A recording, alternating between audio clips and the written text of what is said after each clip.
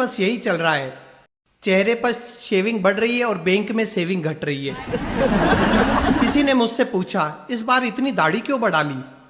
मैंने कहा, इस बार तिनका ज्यादा बड़ा है। इन 11 महीनों में मैंने भगवान से केवल एक ही प्रार्थना की है, भगवान बस टीका आने तक टिकाए रखना। इन 11 महीनों में इतना काढ़ा पी लिया, इतना काढ़ा पी लिया कि अंदर बैठा वायरस भी निग्रो हो गया होगा। कोरोना का डर ऐसा था कि कुछ भी टच करने के बाद मैं 10 मिनट तक साबुन से हाथ धोता था, फिर साबुन को 10 मिनट तक सैनिटाइजर से धोता था, फिर सैनिटाइजर की बोतल को 15 मिनट तक फिनाइल से धोता था।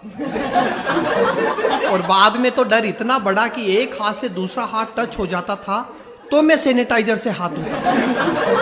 आप बताइए, क्या कभी इंसान ने सोचा था एक दिन ऐसा भी आएगा जब लीवर से ज्यादा अल्कोहल हथेलियों को मिलेगा? आप डर की हद देखिए। मैं सर्फ के पैकेट को पहले सर्फ से धो रहा था। इस बीच सरकार ने सब बंद कर रखा था, ब्यूटी पार्लर तक बंद थे। घर वाली ज्यादा डरावनी दिखने लगी। केवल वाइन शॉप खुली थी। मास्क पहनकर बाप और बेटा एक ही ठेके से दारू खरीद रहे थे। एक शराबी दारू खरीदने गया और गटर में गिर गया। मैंने पूछा, कैसे गिर गया? बोला, 20 सड़क पर गटर था और उस पर ढक्कन नहीं था। मैंने गलती से उसे सोशल डिस्टेंसिंग का सर्कल समझ लिया। और आपने देखा होगा, जिस दिन वाइन शॉप खुली उसके अगले ही दिन यूपी जाने वाली ट्रेन उड़ीसा पहुंच गई। मई जून में जब कोरोना अपने चरम पर था, तब मेरे 10 साल के बेटे ने मुझसे कहा, पापा गर्मी की छुट्टियों में नानी की याद आ रही है। मैंने कहा, सो जा बेटा, इस समय पूरे देश को नानी याद आ रही है।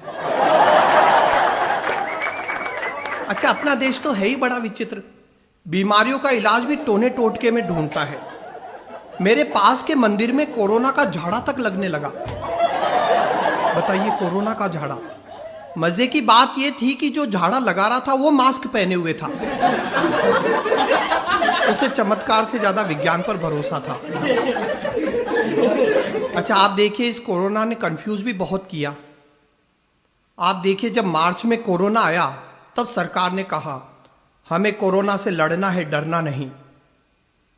अप्रैल मई में कोरोना भयंकर हो गया, तब सरकार ने कहा, अब हमें कोरोना के साथ ही जीना पड़ेगा। जून जुलाई में कोरोना और भयंकर हो गया, तब मैं डर गया, अब कहीं सरकार ये ना बोल दे कोरोना यहीं रहेगा, हमें ही जाना पड़ेगा। आप बताइए, ऐसा हुआ था ना? जब पहला लॉकडाउन लगा तब सरकारी एडवाइजरी आई, ना आप ये कर सकते हैं, ना आप वो कर सकते हैं। जब दूसरा लॉकडाउन लगा तब सरकारी एडवाइजरी आई, आप ये कर सकते हैं पर ये नहीं कर सकते हैं। और तीसरे लॉकडाउन में तो सरकारी एडवाइजरी ने भी हाथ खड़े कर दिए, आपको जो करना है करो, हम कुछ नहीं कर सकते। आप देखिए, कोरोना ने कई धारणाएं बदल दी। पहले किसी को छींक आती थी तो चलता हुआ आदमी रुक जाता था, कहीं मेरा काम रुक न जाए। और अब किसी को छींक आती है तो रुका हुआ आदमी भी चल देता है, कहीं मेरा काम ही तमाम ना हो जाए।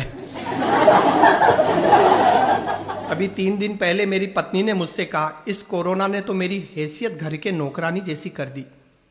मैं दंग रह गया। मैंने कहा, एक बात बताओ, पिछले 11 महीने में घर का झाड़ू पोछा किया मैंने, बर्तन भांडे किए मैंने, और तो और कपड़े धोए मैंने, तू नौकरानी कैसे बन गई? बोली, नौकर की बीवी तो नौकरानी हुई ना। मेरे पड़ोसी को डॉक्टर ने कहा, बधाई हो, आपकी पत्नी की कोरोना रिपोर्ट नेगेटिव आई है। पड़ोसी भड़क गया, बोला, ऐसे कैसे? पूरा पैसा दिया है टेस्ट का, 14 दिन क्वारंटाइन की बात हुई थी।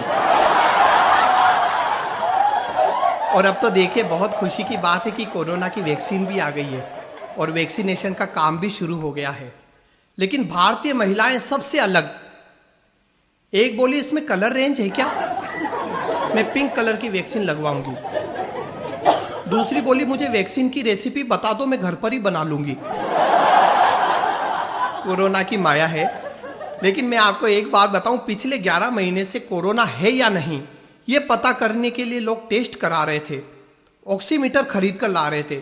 लेकिन मुझे तो एक शादीशुदा अनुभवी आदमी ने मार्च में ही बता दिया, अपनी पत्नी से 10 मिनट तक लड़ो, धुआंधार लड़ो, अगर सांस नहीं फूल रही है मतलब कोरोना नहीं है।